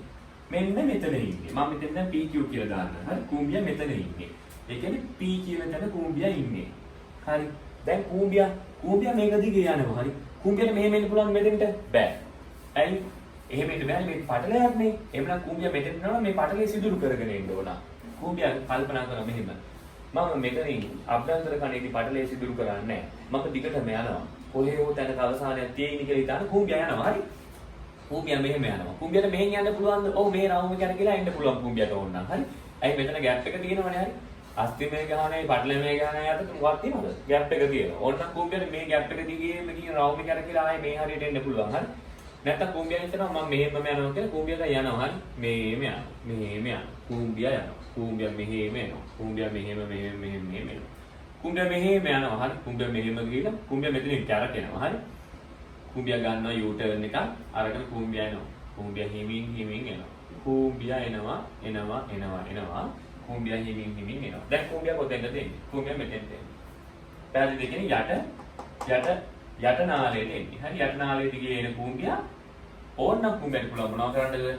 මෙන්න මේ ගෝලාකාර ගවාක්ෂය සිදුරු කරගෙන නැවත මැද කනට එන්නේ. ආපු කූඹියා මෙන්න මේ යුස්ටික් කෙනාලේ දිගේ උගුරට ඇවිල්ලා අපි දාලා ගිලා දානවා. පැහැදිලිද? කූඹියේ ගමන් මාර්ගය දැක්කද ඔයගොල්ලෝ?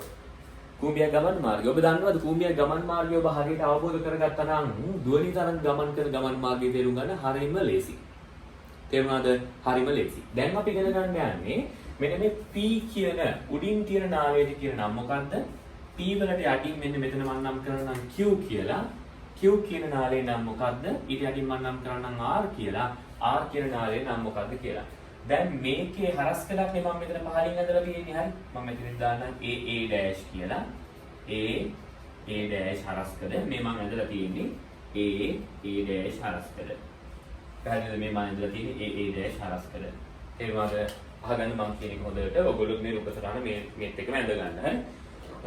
මම කියන එක හොඳට අහගෙන තේරුම් ගන්න. හරි. දරුවෝ එතකොට මේ P කියන්නේ මොකද්ද? P කියන්නේ උඩින් තියෙන නාලය.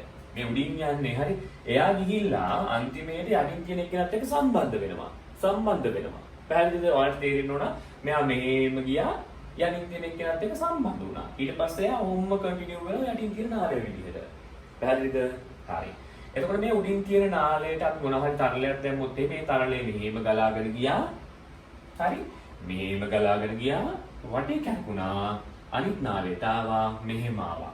එතකොට මේකට මොනවා හරි තරලයක් පිරෙවුවොත් මේකේ තියෙන ඒ જાතියේම තරලයක්. පැහැදිලිද? ඒ තරලේම තමයි කන්ටිනියු වෙන්නේ මෙහෙම මෙතෙන් එනකම්. පැහැදිලිද? මේ මැද බටියට මොනවා හරි දැම්මොත් ඒක ආයි මිශ්‍ර වෙන්නේ නැහැ කාත් එක්කවත්. ඇයි? ඒක සංවෘත බටයක් නේ. මේ මැද්දට මොනවා හරි දැම්මොත් එහෙම ඒක මැදම තියෙනවා. හරි? ඒක මේගොල්ලොන්ගේ මැදම තියෙනවා. එළියේ තියෙන ද්‍රාවණයත් එක්ක මිශ්‍ර වෙනවද? මිශ්‍ර වෙන්නේ නැහැ. එළියේ තියෙන ද්‍රාවණයත් එක්ක මිශ්‍ර වෙන්නේ නැහැ. පැහැදිලිද? එහෙනම් දැන් අපි බලමු මේ එළියේ තියෙන්නේ මොන තරලයේද කියලා. හරි හොඳට අහගන්න. MCQ තහනවා මේක නිතරම. හරි? අස්තිමය ගහණයේ තියෙන්නේ පරිවසා තරලය.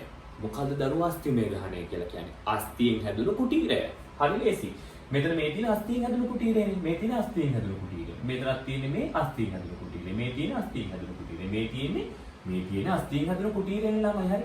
මේ මැද පටලයෙන් හැදුණු කුටීරය. කියන එක පැහැදිලිද? අස්තියෙන් හැදුණු කුටීරේ නම තමයි අස්තිමය ගහණය කියන්නේ. එහෙනම් අස්තිමය ගහණය පිළිලා තියෙන්නේ මොන තරලයේද? අස්තිමය ගහණය පිළිලා තියෙන්නේ පරිවසා තරලයෙන්. පැහැදිලිද? අස්තිමය ගහණය පිළිලා තියෙන්නේ මොන තරලයෙන්ද? පරිවසා තරලයෙන්. මම පාඩ කරන්නම්. මේක හරිනේ. හරි. මම පාඩ කරන්න බලාගන්න.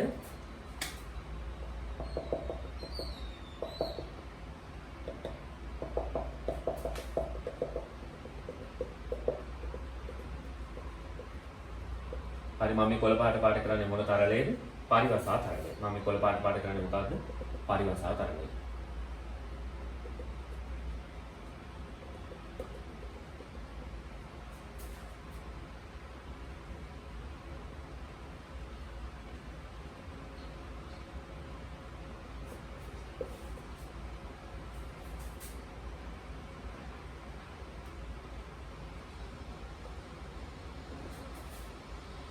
ඔයගොල්ලන්ට පේනවා ඇති අස්තියෙන් හැදුණු කුටීරය සම්පූර්ණයෙන් පිරලා තියෙන මොකෙන්ද?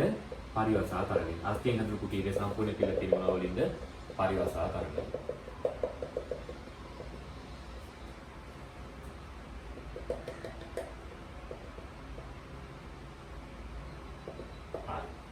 දැන් ඔයාලට පේනවද? හරි. දැන් මේකේ උඩටත් මේ පාට කරන්න පුළුවන්. මම ඉතින් ඉඳ තියෙන විදිහට ඇඳ නැති නිසා මම පාට කරන්නේ නැහැ. මේ ඔයාලා ඕනනම් දාගන්න. හරි. ඔයාලා මේ තේරුම් ගන්න ඕන අස්තියෙන් නම් හැදිලා තියෙන කුටීරය ඒක පිරලා තියෙන්නේ පරිවසා තරලයෙන්. පැහැදිලිද? අස්තියෙන් නම් හැදිලා තියෙන්නේ ඒක පිරලා තියෙන මොන තරලයෙන්ද? පරිවසා තරලයෙන්. ඒක පිරලා තියෙන මොන තරලයෙන්ද?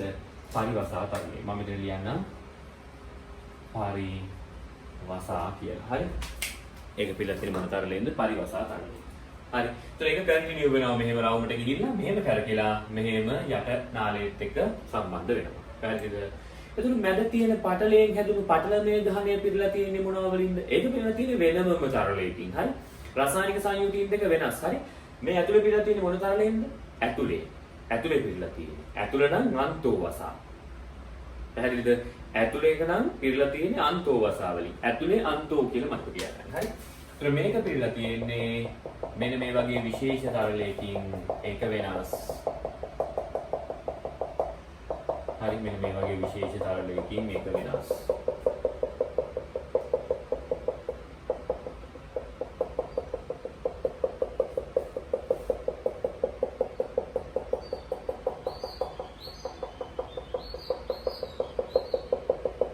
තේරුණාද? මේකම තමයි මේව ඇතුලේ තියෙන්නේ. පැහැදිලිද? ඒ මොකද ඒ තරලය? ඒක ඇතුලේ නම් අන්තෝ, ඒ නිසා මේක අන්තෝ වසා තරලය. අන්තෝ වසා තරලය. එතකොට අස්තිමය ගහණයෙන් හැදුණු කොටස පිළිලා තියෙන්නේ පරිවසා තරලයෙන්. ඇතුලේ තියෙන පටලමය ගහණයෙන් හැදුණු කොටස සම්පූර්ණයෙන් පිළිලා තියෙන්නේ අන්තෝ වසා තරලයෙන්. පැහැදිලිද? මේ දෙකම වසා තරල ඒ කියන්නේ රුධිරයේ සංයුතියට වඩා වසා තරලයේ සංයුතිය පොඩි ප්‍රමාණික වෙනස් ඔයගොල්ලෝ එක දන්නවා. හරි. ඒතර වසා තරල කියලා අපි කියන්නේ එළියේ තියෙන නිසා මේක කියන පරිවසා කියලා. මේ ඇතුලේ තියෙන නිසා මේක අපි කියන අන්තෝ වසා කියලා. පැහැදිලිද? තාමත් ඔයගොල්ලෝ දන්නේ නැහැ මේ PQR කියන්නේ මොනවද කියලා. දැන් අපි PQR ඉගෙන ගමු. හරි. දැන් ඔයාලට මේවා පිළිටන්නේ කොහොමද? මේවල මේ අදාළ තරලයන් පිළිලා තියෙන්නේ කොහොමද කියලා අවබෝධයක් ඇති. ඒත් එක්ක දැන් අපි මේ P, Q සහ R කියන නාල තුන ගැන ඉගෙන ගමු. මේ උඩින් තියෙන නාලය. හරි. කර්ණාලින්දයට ළඟින් තියෙන නිසා එයාගේ නම මොකද්ද? කර්ණාලින්දයට ළඟින් තියෙන නිසා නම කියන්නේ කර්ණාලින්ද නාලය. මොකක් කියලාද අපි කියන්නේ? කර්ණාලින්දයට ළඟින් තියෙන නාලය කර්ණාලින්ද නාලය. ඉස්කෝලේ ගාව තියෙන පාර පාසල් මාවත. එහෙමනේ කියන්නේ. අන්න ඒ වගේ. කර්ණාලින්දේ ළඟින් තියෙන නිසා නම කියන්නේ කර්ණාලින්ද නාලය. හරි. නම් P කියන්නේ මොකද්ද? ඉඩ නෙවෙයි ඉතින් කරන්න දෙයක් නැහැ මම මෙතන ලියන්නම් කර්ණාලින්ද නාලය.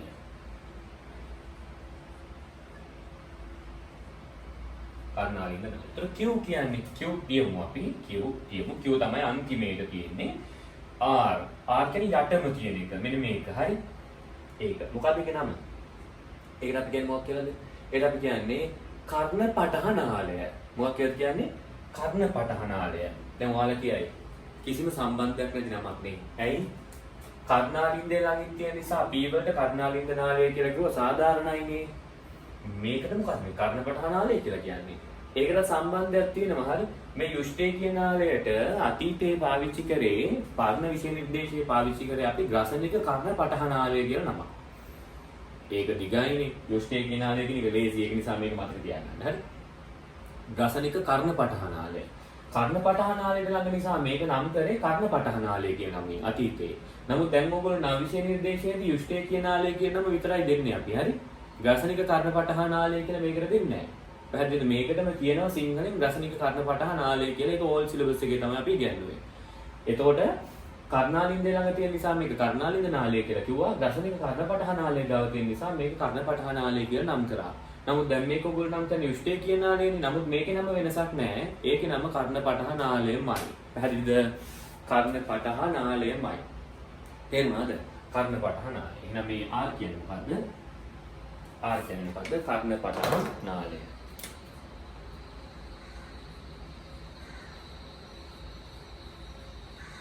කර්ණ නාලය. කර්ණ පටහ නාලය.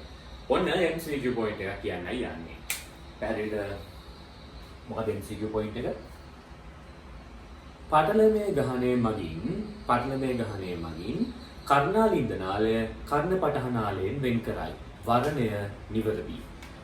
මේ බලන්න මේ පටලයෙන් නේද මේ දෙන්න වෙන්ුනේ. නැත්තම් මේ දෙකම එකම තනි කුටීරයක්නේ.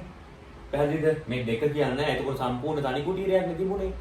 දැන් මේ මැද්දෙන් ආපු පටලමේ ගහණය මගින් උඩ සහ යට කියලා මේ මුළුමනින්ම තියෙන කුහරය කොටස් දෙකකට බෙදනවා.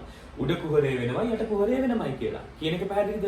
උඩ කුහරය වෙනමයි යට කුහරය වෙනමයි කියලා. කවුද බෙදුවේ මැද්දෙන් ආපු පටලමේ ගහණය? පැහැදිලිද? ඒතර මේ පටලමේ ගහණයෙන් හැදෙන මේ මැද කුහරයට අපි කියන්නේ මොකක් කියලාද?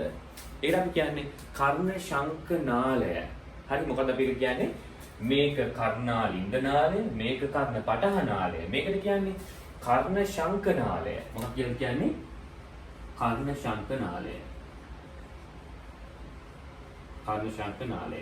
ඔයාලා කියයි මේ වගේ නමක් අපි කලින් අහලා තියෙනවානේ. ඒ කර්ණ ශංකය. මේකට තමයි කර්ණ ශංකය කියලා කියන්නේ. මේ ගොළු බෙල්ල වගේ තියෙන කෑල්ල. මේ කර්ණ ශංකය. මේ මොකද්ද? කර්ණ ශංක නාලය. මොකද මේක මෙහෙම ඇතුළට යන්නේ කර්ණ ශංකය ඇතුළට යන්නේ. ඒක නිසා මේ මැද්දෙන් යන එක අපි හඳුන්වන්නේ ඒක කෙලින්ම කර්ණ ශංකය ඇතුළට ගිහින් අවසන් වෙන නිසා ඒක අපි හඳුන්වන්නේ කර්ණ ශංක නාලය කියලා. මොකක්ද කියලා හඳුන්වන්නේ? කර්ණ ශංක නාලය කියලා. කර්ණ ශංක නාලය. පැහැදිලිද? ඒතර MCQ එක හෙවොත් මෙහෙම කර්ණ ශංක නාලය මගින් කර්ණාලින්ද නාලය කර්ණ පටහ නාලයෙන් වෙන් කරයි. වර්ණය නිවැරදි. මේ මැද තියෙන එකෙන් තමයි ළමයි මේ දෙක වෙන් කරේ. නැත්තම් එහෙම දෙකක් නෙමෙයි තිබුණේ. තනි අස්තිමේ ගහණයෙන් හැදුණු කුටීරයක් තිබුණේ. දැන් වෙනසක් තියෙනවා. මොකද වෙනස? මේ මැද්දෙන් ආපු පටලමේ ගහණයෙන් හැදුණු කුහරේ මේ උඩ කෑල්ල යට කෑල්ල එකිනෙකින් වෙන් කරා. එකිනෙකින් වෙන් කරා. කියන එක පැහැදිලිද? තේරුණාද? හරි. ඔන්න ඕක අවබෝධ කරගන්න. එතකොට මම මේකෙන් කිව්වොත් එහෙම කර්ණාලින්ද නාලය, යට එක කර්ණ පටහ නාලය, මැද එක කර්ණ ශංක නාලය. දැන් ඔයාලගේ රිසෝස් බුක් එකේ මෙන්න මේ කොටසට අදාළව අමූලික බොරු වැරදි තියෙන තැන් ඕන තරම් තියෙනවා. ඒක නිසා මම ඔයගොල්ලෝ පොඩි ඇඩ්වයිස් එකක් දෙන්නම්. කන සම්බන්ධයෙන් සහ ඇස සම්බන්ධයෙන්. හරි? කන සම්බන්ධයෙන් සහ ඇස සම්බන්ධයෙන් පුළුවන් නම් රිසෝස් බුක් එක නොබලා ඉන්න. ඒකට හේතුව ඒකේ නිවැරදි ඒවා හා සමාන ප්‍රමාණයකින් වැරදි කරුණුත් තියෙනවා. හරි? රිසෝස් බුක් එකේ සමහරක් තැන්වල මේක නම් කරන්නේ කර්ණ ශංක ප්‍රණාලය කියන නමින්. හරි. තවත් සමහරක් තැන්වල මේක නම් කරන්නේ කර්ණ ශංක නාලය කියන නමින්. ළමයි අන්තිම කාලයේ විභාගයට ලං වෙලා ප්‍රශ්න පත්‍ර කරද්දී අරමුණක් කරද්දී මේ වචන හම්බුනාට පස්සේ අපෙන් අහනවා මේක කර්ණ ශංක ප්‍රණාලයේද කර්ණ ශංක නාලයේද කියලා. හරි. කර්ණ ශංක ප්‍රණාලයේද කර්ණ ශංක නාලයේද කියලා. හරි. මේක කර්ණ ශංක නාලය කියලා මතක තියාගන්න. හරි. කර්ණ ශංක නාලය කියලා මතක තියාගන්න. එතකොට ලේසි මේ තුනම කර්ණ ශංක නාලයත් එක්ක මේ ඔක්කොම නාලය කියලා තියෙන්නේ. හරි. මොකද ඔයගොල්ලන්ට කර්ණ ශංක ප්‍රණාලයට සමහර ප්‍රශ්න පත්‍රවල ලකුණු දීලා තියෙනවා. සමහර ප්‍රශ්න පත්‍රවල කර්ණ ශංක නාලය කියන එකට ලකුණු දීලා තියෙනවා. පැහැදිලිද? තේරුණාද? නමුත් මේකට උචිතම නම මොකද්ද? උචිතම නම තමයි කර්ණ ශංක ප්‍රණාලය කියන එක. නමුත් ඒගොල්ලෝම නම් දෙකම දීලා තියෙන නිසා ඔයගොල්ලෝ පුළුවන් ඔක්කොම ටික නාලය කියලා මතක තියාගන්න. පැහැදිලිද? මොකද මේ මැද්දෙන් එන එක මෙතනින් අවසන් වෙනවනේ. අවසන් වෙන ඒවට අපි කියන්නේ ප්‍රණාල කියලා. හරි? අවසන් වෙනවට අපි කියන්නේ ප්‍රණාල කියලා. ඒක කර්ණ ශංක ප්‍රණාලය කියන වඩාත් හොඳයි. නමුත් ඒගොල්ලෝම කර්ණ ශංක නාලය කියලා දැන් ගොඩක පාවිච්චි කරලා තියෙනවා. ඒක නිසා ඔයගොල්ලෝ මේ ඔක්කොම නාලය කියලා මතක තියාගත්තා නම් හරි ඔයගොල්ලෝ ලකුණු හම්බ වෙනවා. ඊට කලින් මාකින් ස්කීම් වල ලකුණු දීලා තියෙනවා. පැහැදිලිද? එතකොට මේ උඩින් තියෙන නාලය කියන්නේ මොකක්ද? ආයෙ මතක් කරගන්න. උඩින් තියෙන නාලය කර්ණාලින්ද නාලය. යටින්ම තියෙන එක කර්ණ පටහ නාලය. ඒ දෙක වෙන් කරු මැද්දෙන් ආව පටලමේ ගහණින් හැදුණු අලුත් නාලයට කියන නම මොකද්ද? ඒකට කියන්නේ කර්ණාලින්ද නාලය. කර්ණාලින්ද නාලය. එහෙනම් දැන් ආයෙ මතක් කරගමු. උඩින් තියෙන නාලය පිළිලා තියෙන්නේ පරිවසාතරලයෙන්. ඒකමනේ කන්ටිනියු වෙන්නේ යටින් තියෙන නාලය විදිහට. එහෙනම් එකක් පිළිලා තියෙන්නේ කර්ණ පටහ නාලය පිළිලා තියෙන්නේ පරිවසාතරලයෙන්. මැද්දෙන් හැදුණු පටලමේ ගහණින් හැදුණු නාලය වෙන කර්ණ ශංක නාලය මොනවලින්ද පිළිලා තියෙන්නේ? අන්තෝවසාතරලයෙන්. මොකද පිළිලා තියෙන්නේ? අන්තෝවසාතරලයෙන්. තව වැදගත් දෙයක් උගන්වන්නයි යන්නේ. බලගන්න. ඒ තාම ව්‍යුහය උගන්වන්නේ නැහැ. තව තියෙන උගන්වන්න කියන එක අහගෙන ඉන්න. හරි? මෙන්න මේ උඩ තියෙන නාලය කාත් එක්කද සම්බන්ධ වෙන්නේ?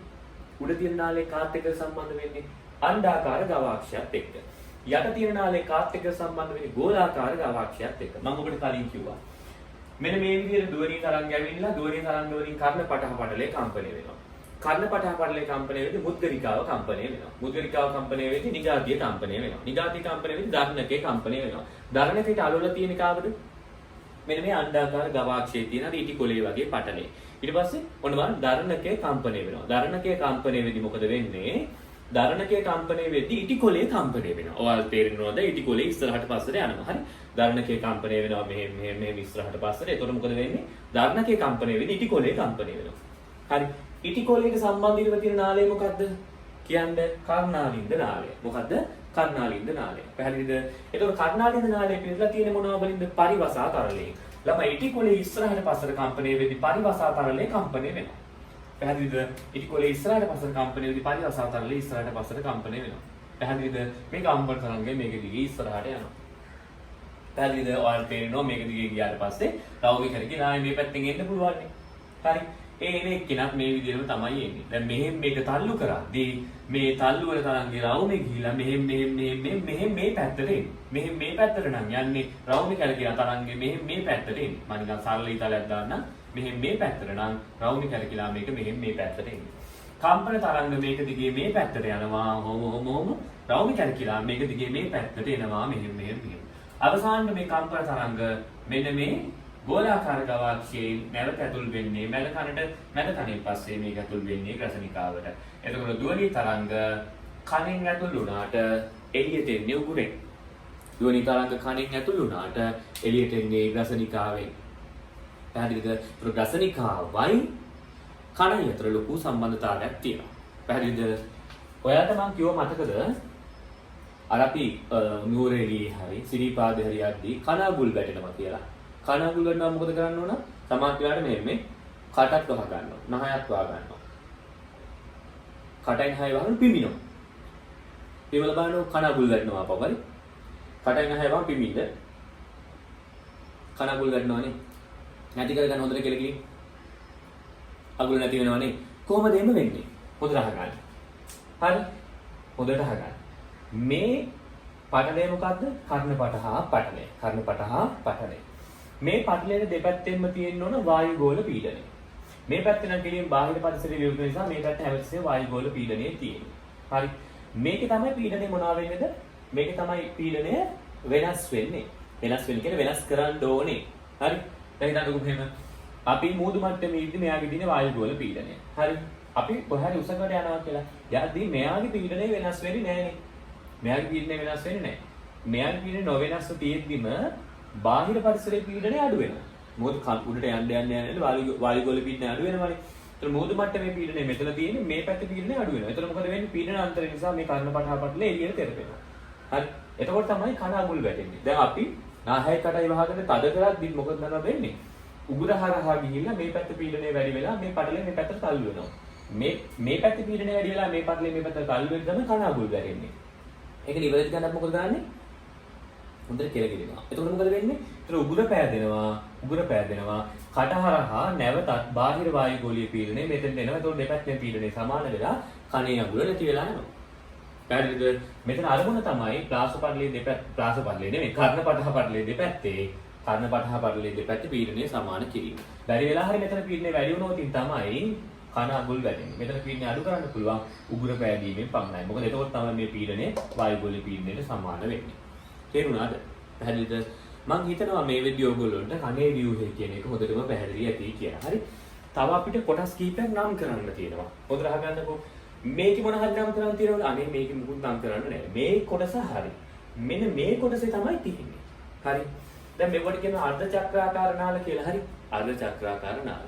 දැන් ඕගොල්ලොන්ට තේරෙන්න ඕන අස්තියෙන් නිර්මාණය වුණු කුහරයකින් තමයි මේ අර්ධ චක්‍රාකාර නාල හැදිලා තියෙන්නේ. ඒක මැද්දේ තියෙනවා පටලමේ ගහණය. හරි. ඒක මැද්දේ තියෙන පටලමේ ගහණය. ඔයාලා රිසෝස් බුක් එකේ රූප සටහන බලන්නකෝ. ඒකේ රිසෝස් බුක් එකේ රූප සටහන නම් කරලා තියෙන කොහොමද කියලා බලන්නකෝ.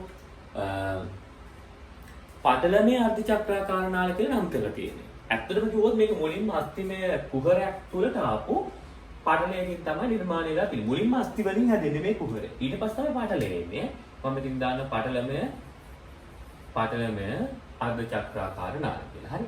පටලමය අර්ධ චක්‍රාකාර නාල. එකිනෙකට ලම්බකව තුනක් තියෙනවා. හරි. තුනක් තියෙනවා. තව මේකේ කොටස් නම් කරන්න තියෙනවා අපිට. හරි.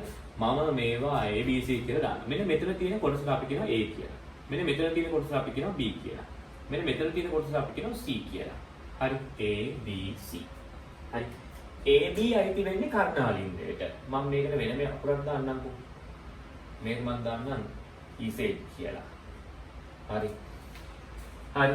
ඔන්න මම මේ Z කියන එක මෙතනම දානවා. මොකද Z කියන එක අයිති වෙන්නේ අර්ධ චක්‍රාකාර නාලවලට. හරි. මේ Z කියන මෙන්න මේ මෙතන ප්‍රසාරණය වෙලා තියෙන කොටසක් තියෙන්නේ.